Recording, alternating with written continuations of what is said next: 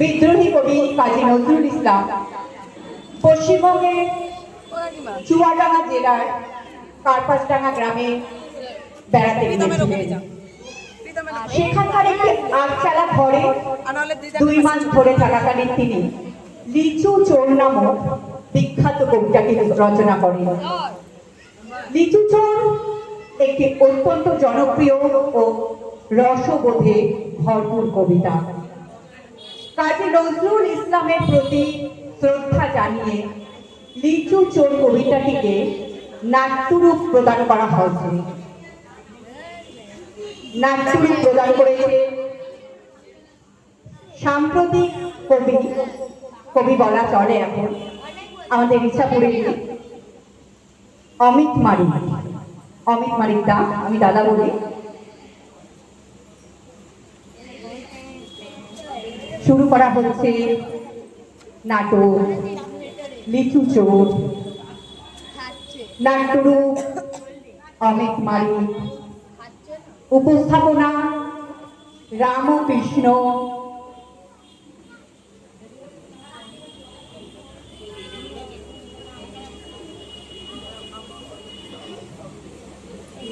হচ্ছে নাটক লিচু চোর।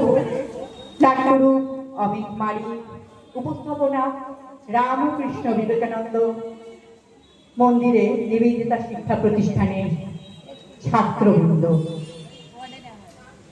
শুরু হচ্ছে নাটক লিচু চোর।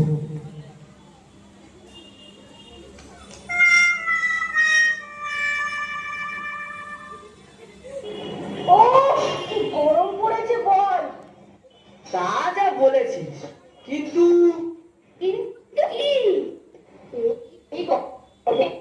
ভরে থাকে লিচুতে, খেতে কি মজা। কি রে তোরা, এই তো বেনির বাগানের আম খেলি, তারপর আবার লজ্জা নেই রে? তাই বলে তো আর আমরা গাছে ওটা বন্ধ করবো না। আমরা শুধু একটু আম, জাম, লিচু না বলে নিয়ে আসি। যাদের অনেক আছে তাদের থেকে একটু না হলে হা হা হা, মানে এই আর কি। একটা গাছ দেখছি চোখের সামনে, লিচু গাছটা দেখেছিস? কিন্তু জমিদারের মালির জন্য আমরা কিছুতেই লিচু পাই না। কিছু একটা কর ভাই। একটা ডাল কুকুর আছে রে, একটা বনমালী আছে পাহাড়ায়, তাই জন্য তো পারি না রে। নাই নাই, ভয় হবে হবে, জয় খুলে যাবে এই দ্বার। জানি জানি তোর বন্ধন ছিঁড়ে যাবে বারে বার। হা হা হা।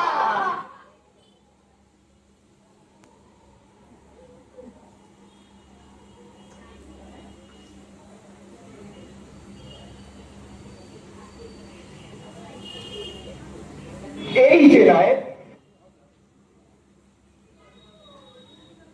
আগে আমি মালি না, মানে হলো গিয়ে নায়ক বলে জমিদারে আর কেউ নেই বাবু, শুধু আমিই পড়ে আছি।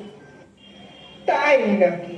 তাহলে আজ থেকে তুমিই নায়ক, তোমার মাইনে বাড়িয়ে দিলুম।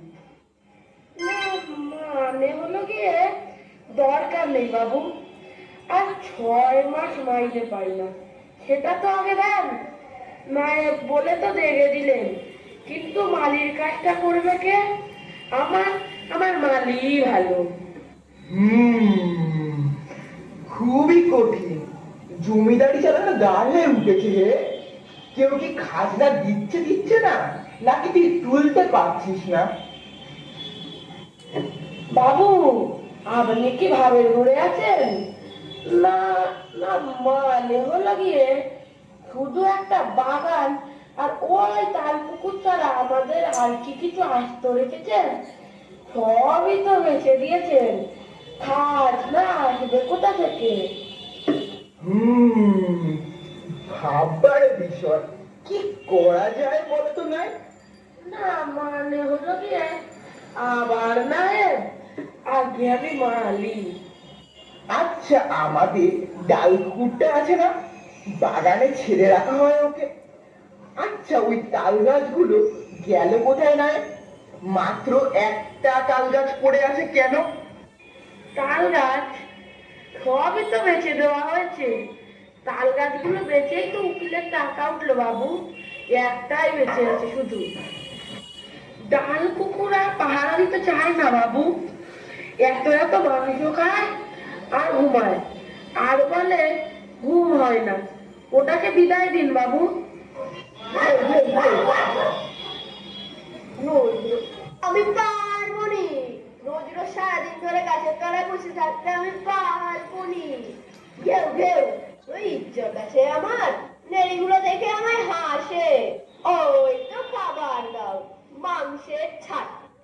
অন্য কুকুর দেখে নাও বাবু, আমায় ক্ষমা দাও। ঘেউ ঘেউ। দেখছেন বাবু, ডাল কুকুরের কেমন চোপা হয়েছে না, মানে হলো গিয়ে আর তো পারা যায় না।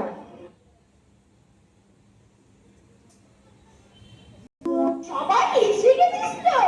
নে নে, সবাই পাঁচিলে উঠে পড়। ওই তাল গাছটা ধরে নামতে হবে রে, পুকুরের পাশ দিয়ে হেঁটে গিয়ে। একবার লিচু গাছের ডালটা ধরতে পাই। এক ডালে 100 লিচু, পাকা পাকা লাল লাল। ওরে, আমার জিভের জলটা কি থামারে। ওরে ওরে, আমাদের ডাল পুকুরটা ছাড়া রে, এইদিকে আমাদের দিকেই তেড়ে আসছে রে। বলাই দুলু, তোরা পালা, যা পুকুরটা ফেসে গেল রে। হাই ভগবান। দুকু দুকু, গাছের ডালটা ধরে উঠে যা। কে রে, গাছের ডাল ধরে ঝুলছে কেটা? আজ নতুন মাংস পাবো। ঘেউ ঘেউ। রোজ রোজ একঘেয়ে মাংস খেয়ে অরুচি হয়ে গেছে হে। ঘেউ ঘেউ। এরে, গাছের ডাল ধরে ঝুলছে কেটা? উড়ে বাবা রে, ডালটা ভেঙে পড়ে গেল রে। যা যা, সেটা হাত থেকে ছিটকে গেল কৃষ্ণ রে, আর বাঁচার রাস্তা নেই রে। আহ, আহ, আহ, বাবারাম। ওরে বাবা রে, কে রে? ধারে বললি কে রে? এই কে রে? তুই আর ফকির সাহেবের পোলা না? তবে রে বেটা, আমার এখানে চুরি করতে এসছিস? এই নে। ওরে বাবা,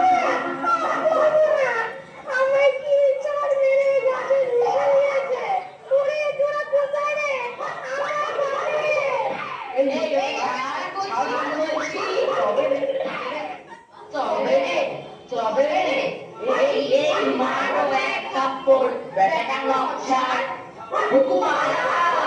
ওই পাঁচিলের দেওয়াল ধরে পালা। উড়ি বাবা রে, ওটা কি রে? পাঁচিলে ওধারে যে একটা শিয়াল রে। আরে দেখ, আরে ও যে আমাদের ভোলা রে, হঠাৎ ভয় পেয়ে আমাদের তাড়া করেছে। উফ, ভোলা রে, তাড়া। আরে আমরা রে, এই দেখো, আরো কতগুলো কুকুর জোগাড় হলো রে। শেষে কি কুকুরেই করবে সাবার? আমাদের কর্মকাণ্ড হলো রে, পালা রে। এই সবাই পাঁচিলে ঠোকর ঘোরে বসদের বাড়ি ঢুকে যা রে।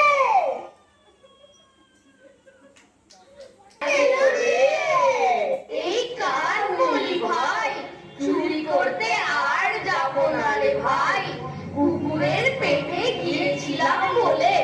কিরে দুঃখু, মালিক পিটানগুলো কেমন লাগলো? সে কি ভাই বলা যায়?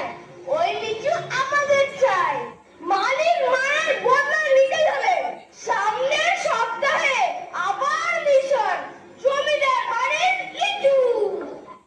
নাই নাই ভয়, হবেই হবে আর ওই নাই না দিচ্ছি ভাই, আর নয়। ওরে বাবা রে, ক্ষমা দে।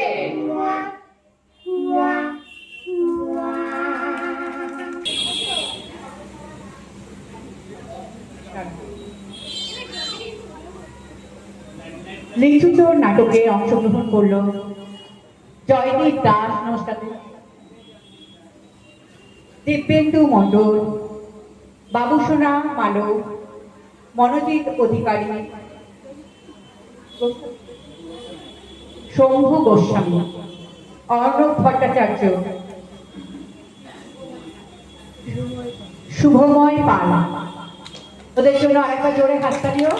খুব অল্প দিনের প্র্যাকটিসে এই জায়গায় দাঁড় করিয়েছে ওরা।